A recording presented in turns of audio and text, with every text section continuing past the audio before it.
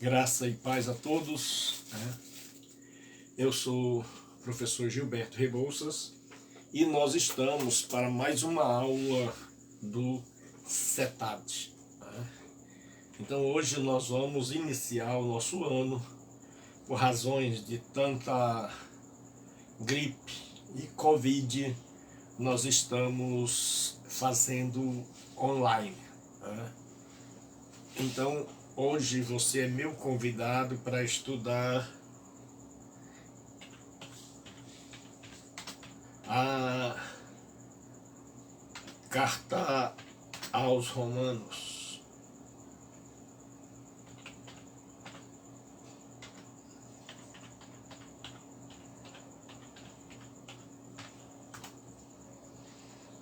E Adriano, Deus abençoe. Oséias, Deus abençoe. Hoje, infelizmente, a pessoa que me ajuda não pôde, então o negócio ficou complicado. Então nós vamos começar a estudar as Epístolas Paulinas 1. Epístolas Paulinas 1. Nós estudamos as cartas aos Romanos e nós estudamos a carta aos Gálatas. Então, quando a gente estuda Epístolas Paulinas 1, nós estudamos estas duas cartas. E nós vamos ler um texto de Romanos para nós começarmos a nossa aula. Capítulo 1, versos 16 e 17. Capítulo 1, versos 16 e 17. Eu queria perguntar a vocês se está chegando aí o som direitinho. Se está chegando, basta vocês dizerem ok. Boa noite, Doni, grande Doni, espero que você esteja melhor. Romanos 1, 16. Diz assim o apóstolo Paulo. Tá tudo chegando aí bem, né? Então vamos lá. Pois não me envergonho do evangelho, porque é o poder de Deus para a salvação de todo aquele que crê, primeiro do judeu e também do grego, visto que a justiça de Deus se revela no evangelho de fé em fé, como está escrito, o justo viverá da fé. Hoje nós vamos dar início a uma das cartas, a carta mais profunda. Deus abençoe, ainda bem, Doni. A carta mais profunda da Bíblia. A carta mais importante, Joel, grande Joel. A carta mais profunda das epístolas paulinas. A primeira coisa que nós vamos ver é a questão da introdução. Qual é o objetivo da introdução? É fornecer ao estudante conhecimento suficiente sobre a carta, sobre os bastidores da carta, sobre as divisões da carta, para que, com a finalidade de o aluno, quando começar a ler, ele já está ambientado, ele já está sabendo, e aí a facilidade dele aprender, dele compreender é infinitamente maior. Então nós vamos começar, como sempre, com a autoria. A evidência interna é de que a autoria é do apóstolo Paulo. Paulo, servo de Jesus Cristo. Começa assim. Paulo tem 4 cartas que são chamadas clássicos paulinos, que são Romanos, 1ª e 2ª Coríntios e Gálatas. Estas 4 cartas são chamadas de clássicos paulinos, porque não há dúvida. Agora, outra coisa, que vai nos ajudar a saber que Paulo é o autor desta carta são os escritos dos chamados pais da igreja. A segunda, terceira geração de líderes que substituíram os apóstolos e que muito escreveram.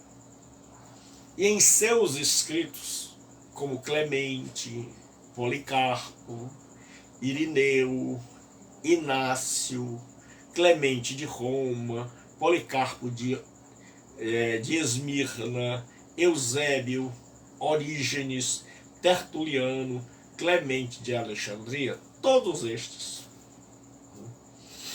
escreveram citando a autoria paulina e colocando em seus escritos textos da carta aos Romanos.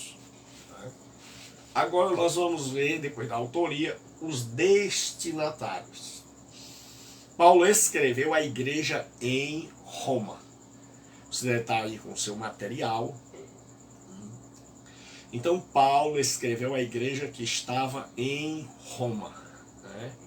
Ele diz a todos os amados de Deus que estais em Roma. Então Paulo escreve essa carta à igreja que estava localizada, Deus abençoe, irmão, em Roma. O destinatário desta carta é Roma. Quem está já aí com o seu material em mãos, dê aí um ok.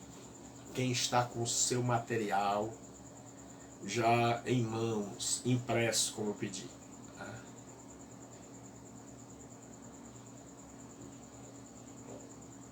Tem alguém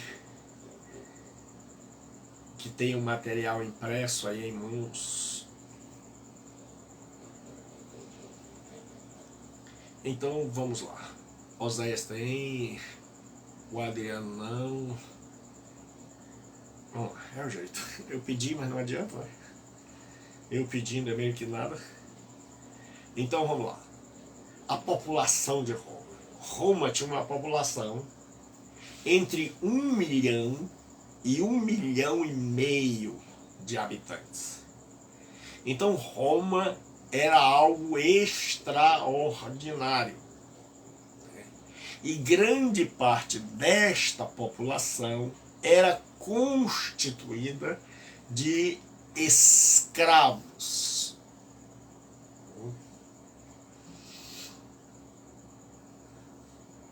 Então, se você tivesse o seu material em mãos, e quem tiver, eu coloquei aí o Circus Maximus, que é o que é chamado hoje de Coliseu. Você vai ver o Coliseu, que era algo gigantesco, que era onde os cristãos eram colocados para as feras, e você fica imaginando como é que podia existir naquela época, 2000 anos atrás, algo tão grandioso. Então o sonho de toda pessoa no mundo era conhecer Roma e aprender com Roma. E Paulo tem desejo de ir a Roma, mas não como um turista, mas como um ministro do Evangelho, e ele não tem o que aprender com Roma, ele tem a ensinar. Então se você vê, você vai ver aí pontas, colunas erigidas, são o que a gente chama de símbolos fálicos. Falos é o nome que se dá ao órgão sexual masculino. Então você vai ver na segunda foto que eu coloquei que eles faziam uma espécie de carnaval, eles faziam as batalhas dentro do Coliseu. Então eles faziam, você vai ver aí, se você tiver, uma batalha naval realizada dentro do Coliseu, e como esse Coliseu era gigantesco, algo espetacular. Depois eu coloquei aí os cristãos, né, terceira foto, cristãos sendo queimado como tocha humana, e os outros de joelho, orando, esperando a sua vez, para serem mortos por sua fé. Você vai ver a grandiosidade do Coliseu, que era chamado de Circos Máximos. E eu coloquei aí como está o Coliseu hoje. E aqui agora os cristãos, um homem sendo devorado por 2 leões e uma mãe agarrando uma criança e esperando o ataque mortal do leão.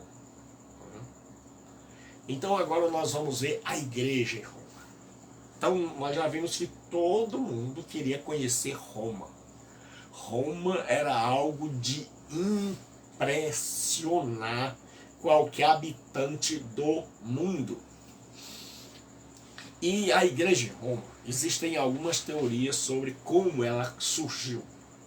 A teoria mais aceita da fundação de Roma é que os crentes que ouviram a palavra de Deus lá no Pentecostes, vindo de Roma, os judeus que vieram para a festa do Pentecostes, ouviram a mensagem, se converteram, começaram a se reunir em Roma e criaram ali uma comunidade cristã judaica.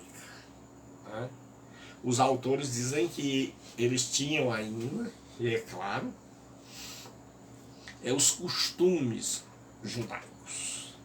Então, esse povo teria se reunido ali para fundar uma igreja cristã, mas que ainda guardava as tradições.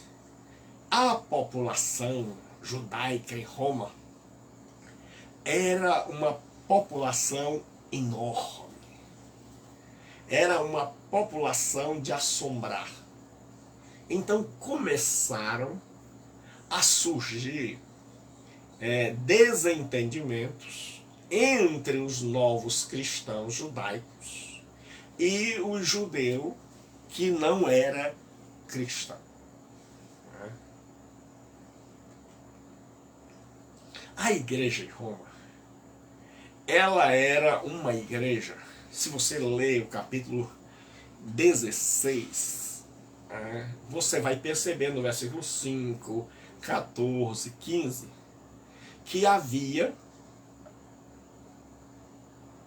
várias comunidades que se reuniam na grande cidade de Roma.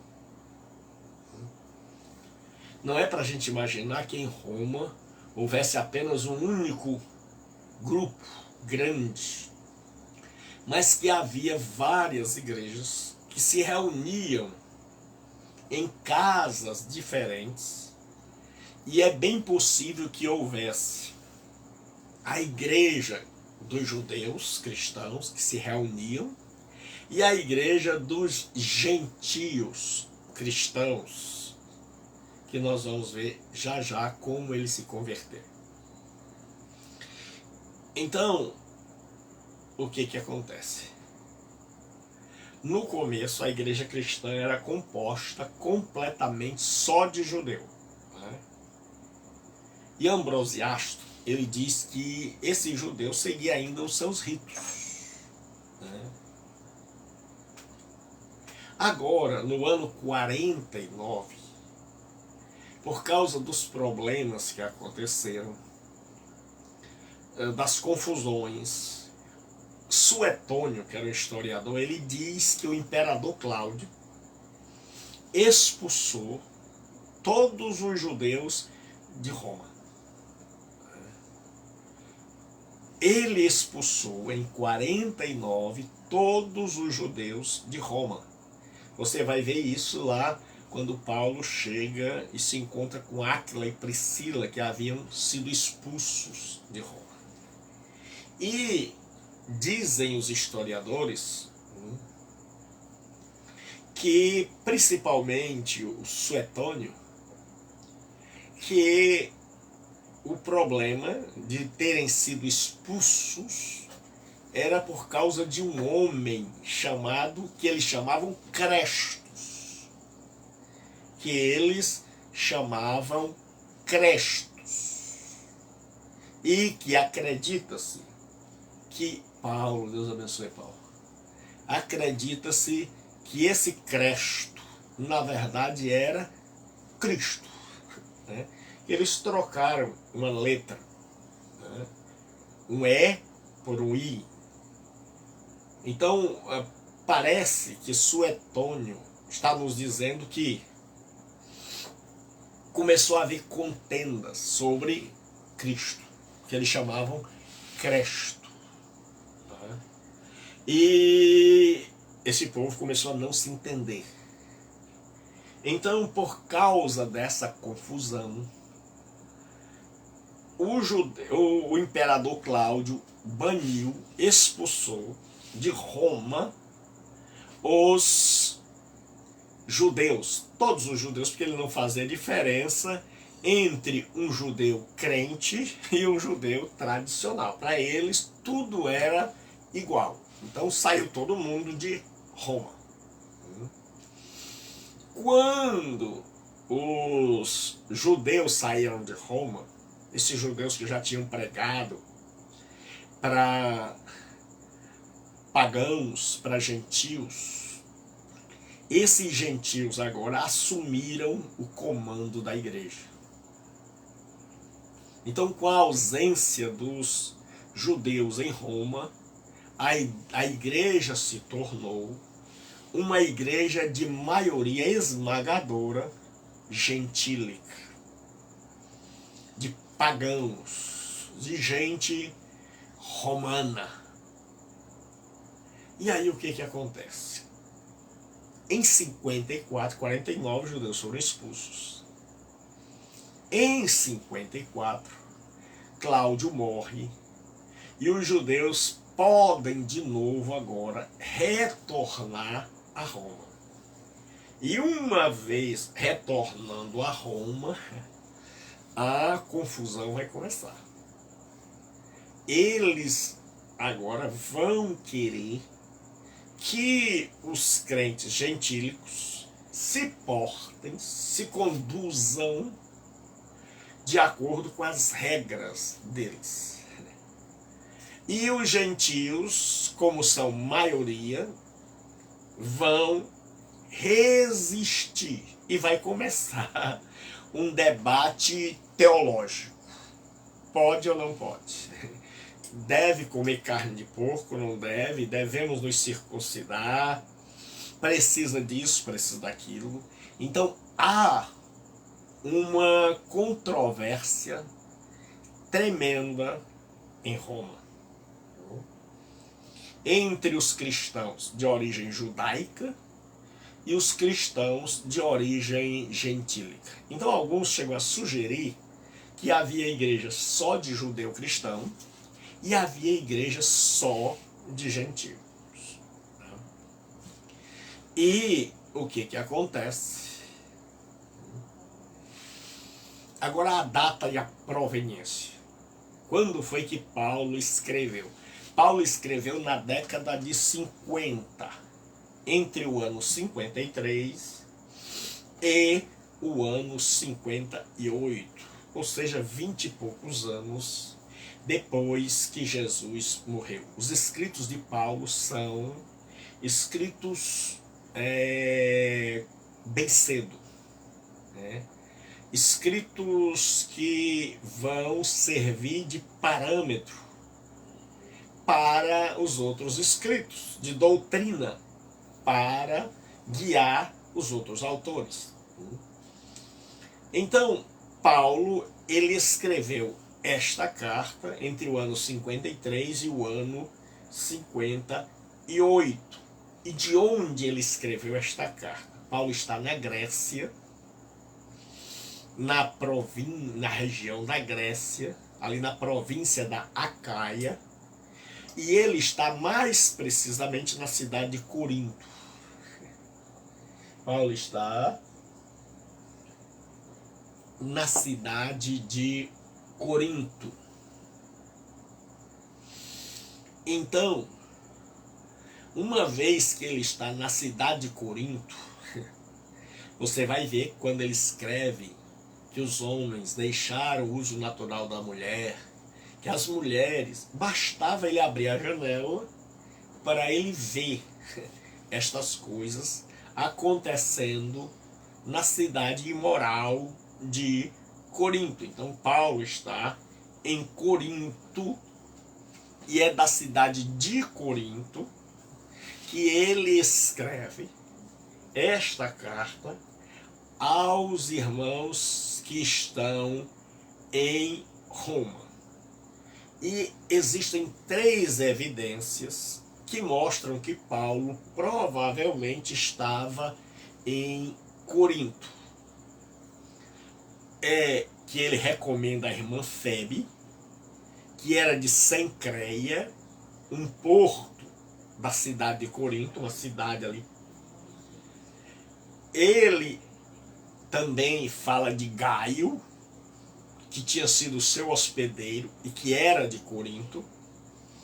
E ele vai falar de Erasto, que também era de Corinto. Então ele está falando para os irmãos: recebam a nossa irmã Febe, Gaio foi meu hospedeiro. E ele fala de Erasto. Estas 3 pessoas são da cidade de Corinto.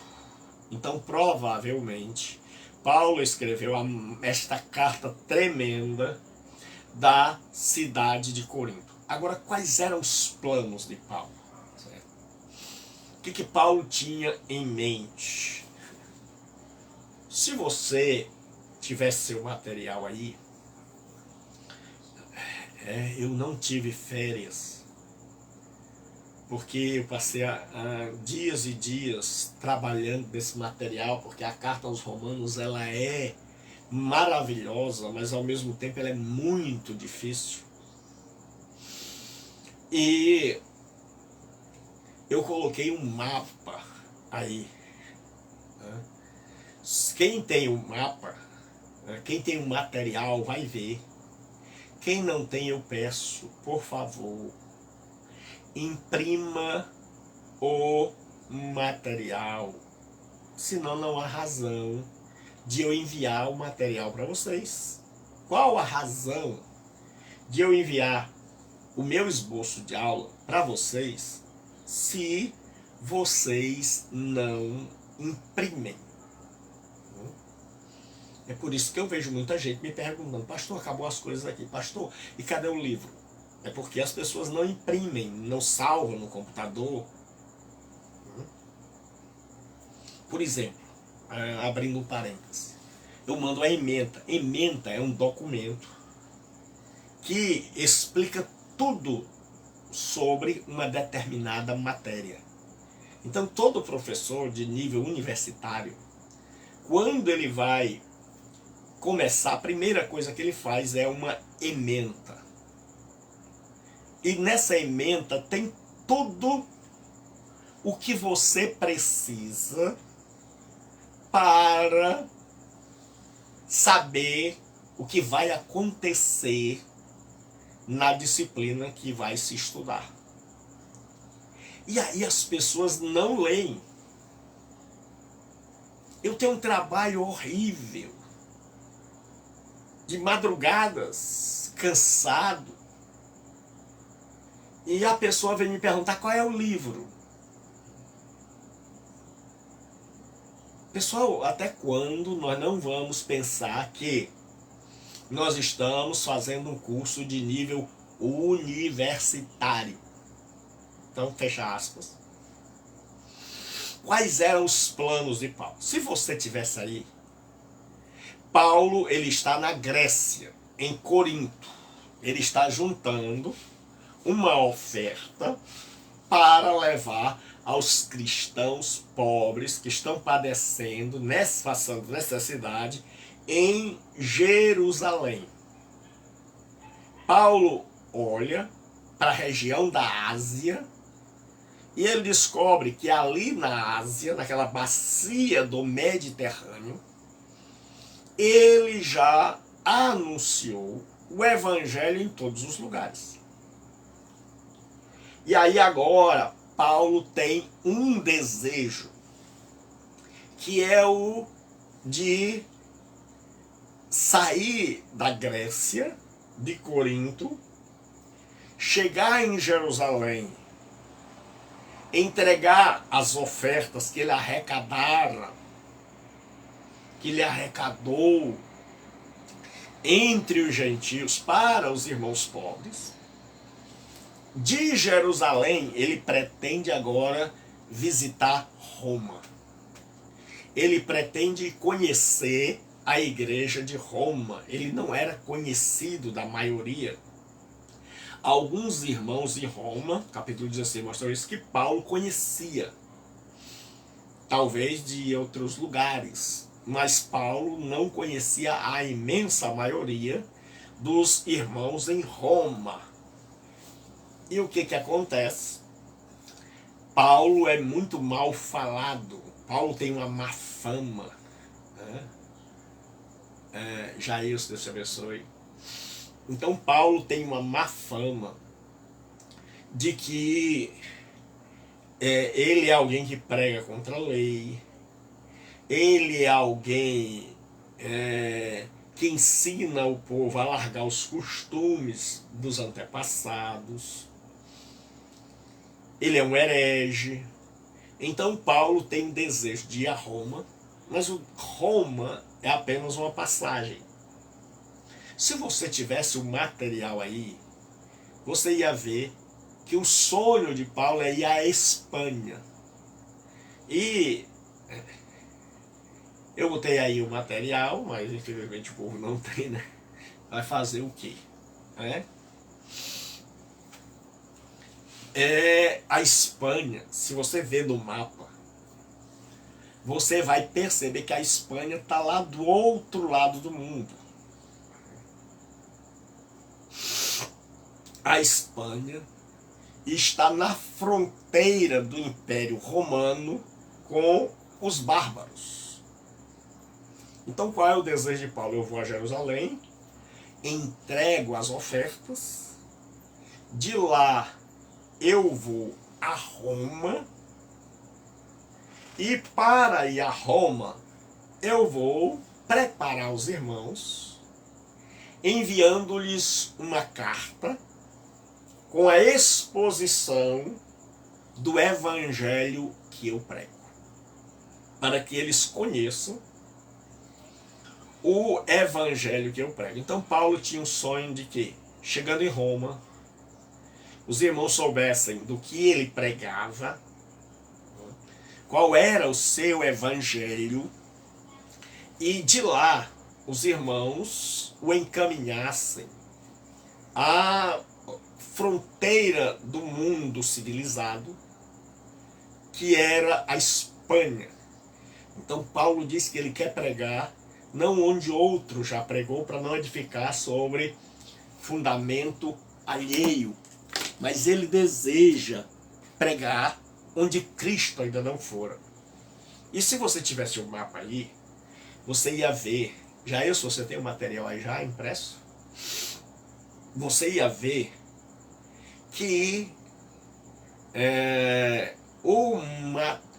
a Espanha, ela fica muito longe, de um extremo ao outro. Então Paulo vai escrever essa carta para mostrar aos romanos o evangelho que ele crê, e ele sonha em ser encaminhado por eles à Espanha e ser sustentado por aquela igreja como missionário. O propósito, qual era o propósito de Paulo? Nós já dissemos que era expor aos romanos as suas necessidades, o seu evangelho. Ele está pensando também na situação que há entre os judeus se digladiando, nas controvérsias teológicas.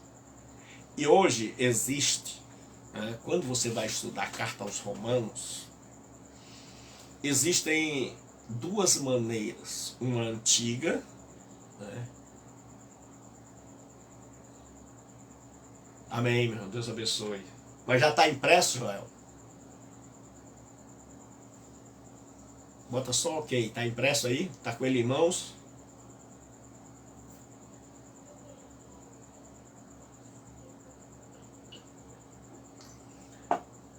Então vamos lá. Então o que que acontece? Paulo agora quer mostrar o seu evangelho, quer dirimir essas polêmicas entre judeus, e ele vai escrever essa carta justamente para mostrar o evangelho.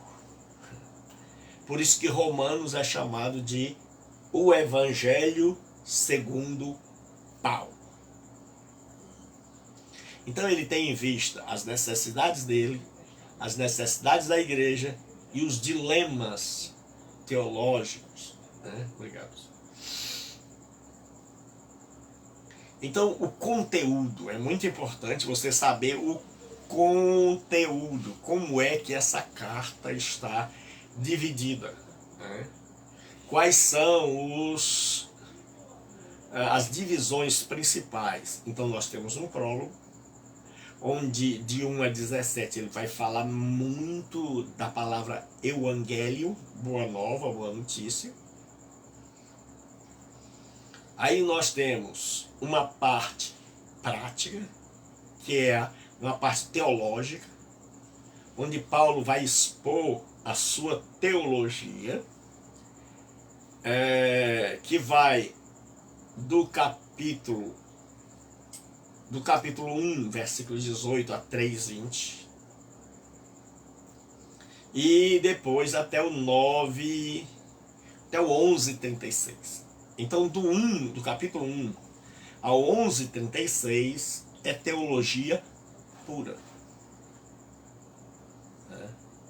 E do 14 ao 16, que é o trabalho que vocês vão fazer, a primeira parte, que é pegar um livro, não é pegar a Bíblia, é um livro. Pastor, que livro? Não me pergunte um negócio desse.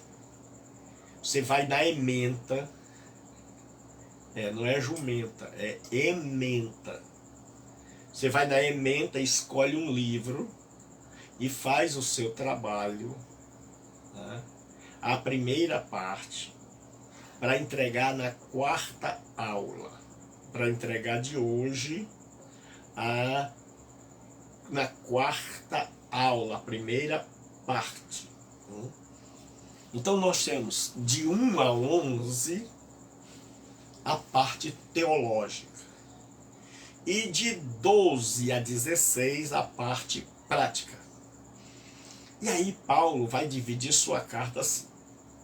Primeira parte, de 1:18 a 3:20, ele vai mostrar a universalidade do pecado e da condenação, ou seja, todos estão debaixo de condenação. Então ele vai nos dizer que o gentio, o pagão, está condenado, porque evangelho só é evangelho se mostrar a condenação. Ninguém pode mostrar a oferta graciosa de Deus para quem não tem noção de condenação. Então no capítulo de 1 a 3, Paulo vai mostrar que os pagãos gentios estão debaixo de condenação, que o moralista, aquela pessoa judeu ou gentia, que andava direitinho, que achava que eu não bebo, eu não ando me prostituindo. Então Paulo vai mostrar que esse moralista, tanto judeu como pagão, também comete as coisas das quais ele fala mal.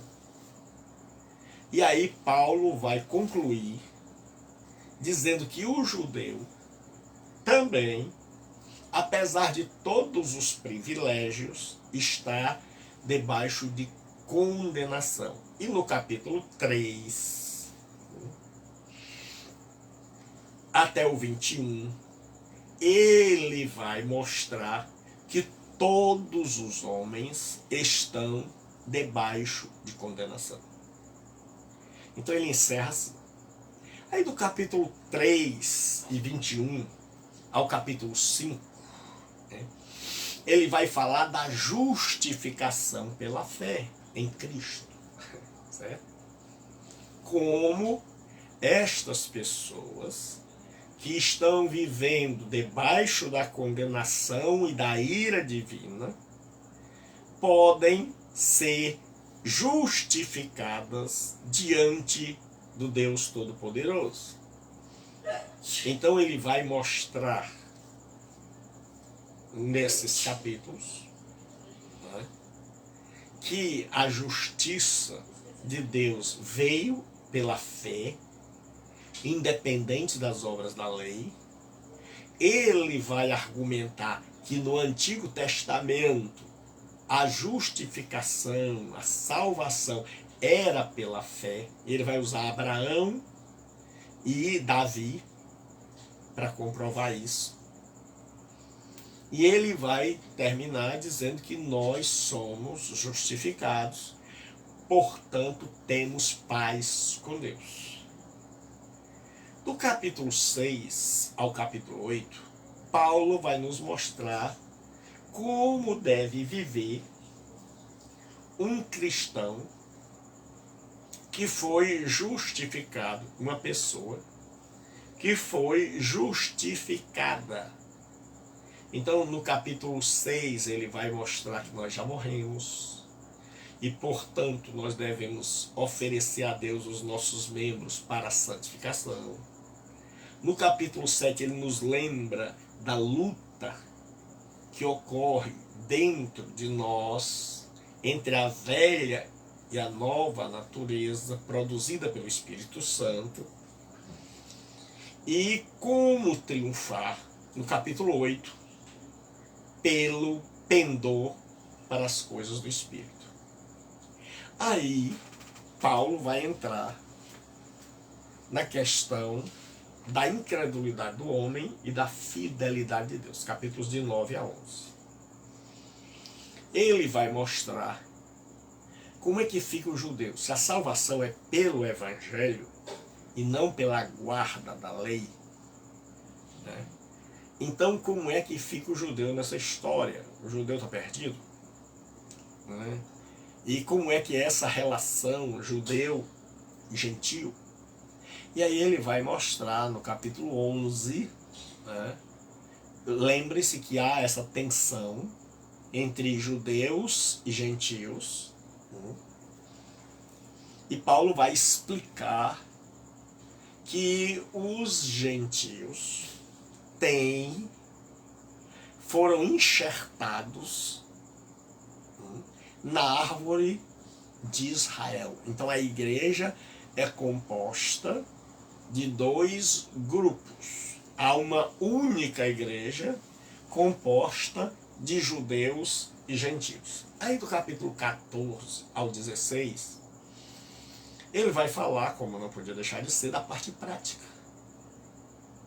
De como um cristão deve viver na prática. Então eu coloquei aí toda a estrutura para que você possa ver essa estrutura e dizer assim, rapaz, agora deu para eu entender, né, essa questão da introdução. Deu para, quando eu começar a ler, eu entender essa questão. Então agora nós vamos para a análise, o prólogo, do 1 ao 15. Né? Paulo, servo de Jesus Cristo, chamado para ser apóstolo, separado para o Evangelho de Deus, o qual foi por Deus outrora prometido por intermédio dos seus profetas nas Sagradas Escrituras, com respeito ao seu Filho, o qual segundo a carne veio da descendência de Davi e foi designado Filho de Deus com poder, segundo o Espírito de Santidade, pela ressurreição dos mortos, a saber, Jesus Cristo, nosso Senhor, por intermédio de quem viemos a receber a graça e o apostolado por amor do seu nome, para a obediência por fé entre todos os gentios, de cujo número sois também vós, chamados para seres de Jesus Cristo. A todos os amados de Deus que estáis em Roma, chamados para seres santos, graça a vós outros e paz da parte de Deus nosso Pai. Então ele começa falando do Evangelho. Ele vai nos falar que esse Evangelho emana, deriva, vem de Deus. Ele diz: Paulo, servo de Jesus Cristo, chamado para ser apóstolo, separado para o Evangelho de Deus. Então ele diz: eu sou servo, eu sou apóstolo, e eu fui separado para o Evangelho de Deus. Então o Evangelho não era uma composição, uma arte humana, mas o Evangelho é a mensagem de Deus proclamada pelo seu povo e aqui pelo apóstolo Paulo. E aí ele vai falar de duas coisas, que Paulo é servo, doulos, e ele é apostelo, ou apóstolos, falando da sua humildade, aliada à sua alta comissão. Porque receber um apóstolo era receber aquele que o enviou. Rejeitar um apóstolo era rejeitar aquele que o enviou. Então, um apóstolo era alguém enviado por Cristo, enviado por Deus, com a autoridade de Deus, do qual ele era o representante. O John Stott, ele diz assim: em segundo lugar, escravo é um termo generalizado dentro do cristianismo. Todo discípulo se considera de Jesus Cristo como seu Senhor. Enquanto que apóstolo é um título especial, reservado apenas aos 12. Então, vai dizer agora Paulo que ele veio segundo a carne, ele era filho de Davi. E que segundo o Espírito de santidade, ele foi declarado pela ressurreição filho de Deus. Existem divergências entre os estudiosos. Alguns acham que nós temos aqui as duas naturezas de Jesus Cristo, que a gente chama na teologia de união hipostática. A natureza divina e a natureza humana numa única pessoa. Outros, como Nair, ele diz que aqui nós temos, Paulo está falando dos dois estados de Cristo, segundo a carne, a sua encarnação, e depois da ressurreição, a sua glorificação. Então o que Paulo está falando é que não as duas naturezas, segundo Nair, mas os dois estados do Senhor Jesus. O seu estado terreno, de humilhação, e o seu estado celestial de glória.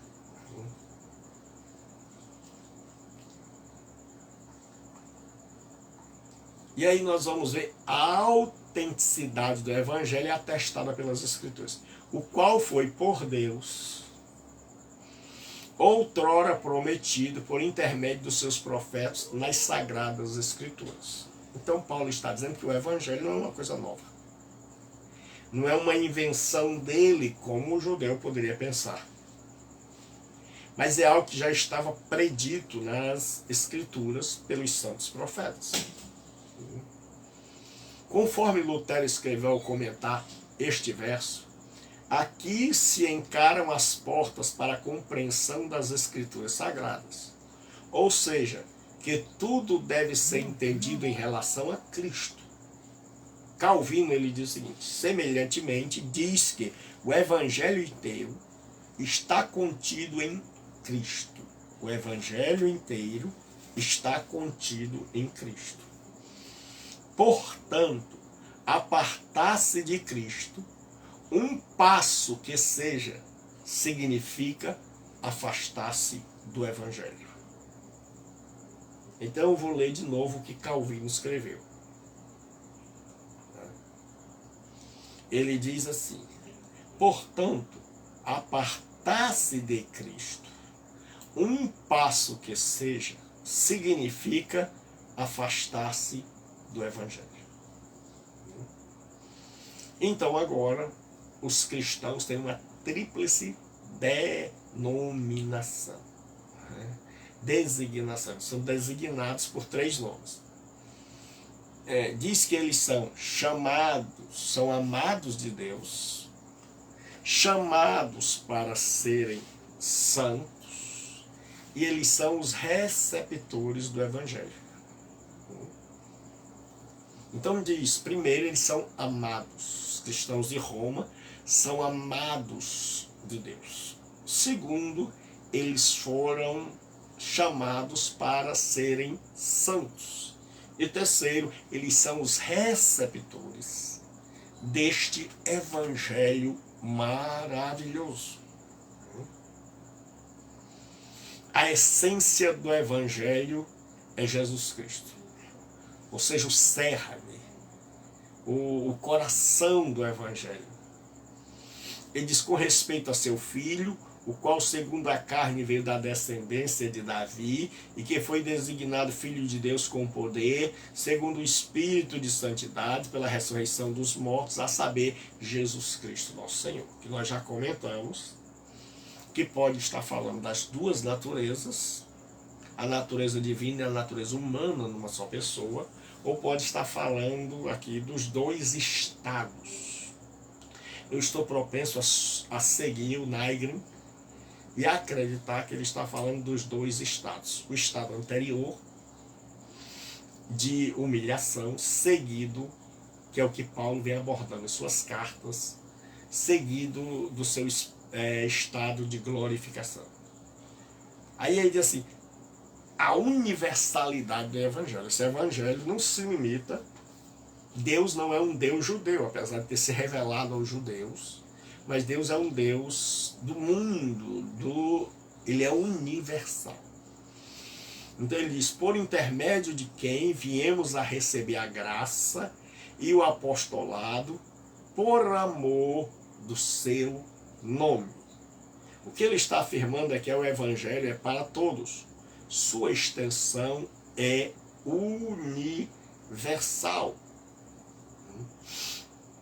Aí ele vai dizer que o propósito do Evangelho é a obediência por fé. Que aquele povo está ouvindo o seu Evangelho, pela fé eles vão receber, e pela fé eles vão colocar isso que está sendo ensinado por um apóstolo, logo, alguém que tem a autoridade de Cristo que o enviou, pela fé. Ele diz, para a obediência por fé entre todos os gentios, de cujo número sois também vós, chamados para serdes de Jesus Cristo. O Evangelho ele exige 2 coisas, fé e obediência. Fé e obediência. Então, esta fé, ela se traduz em obediência. E aí ele vai falar de todas as gentes, que é etne, ou goim. Os góis eram as nações pagãs. Era o nome que o judeu dava aos não-judeus. E goim era o plural. Então daí vem a palavra gentes. Eram gentios ou pagãos, e daí veio a palavra gentes, eram outras gentes, né? Então nós temos 3 vocábulos aqui, principais desse evangelho, que são: a todos os amados de Deus, o versículo 7, chamados para ser santos, graça a vós outros e paz da parte de Deus nosso Pai, por Jesus Cristo. Então o professor Greenfield, ele diz o seguinte: o amor de Deus por eles, que constitui a base da sua existência como crentes. A graça denota caracteristicamente é este significado que ela tem aqui: o amor imerecido de Deus revelado em Cristo. E assim se pode dizer que resume todo o evangelho numa única palavra: graça. Paz era naturalmente a saudação comum no mundo semítico, é o que nos diz o professor Greenfield, né? Então nós vamos ficando por aqui, e você pode deixar suas perguntas aí, e eu irei responder com todo amor e carinho. Então fiquem com Deus, se tratem, se protejam, se cuidem, e imprimam, por favor, o material. Imprimam o material, né? Então Deus abençoe, fique com Deus. Até a próxima quarta. Fique com Deus.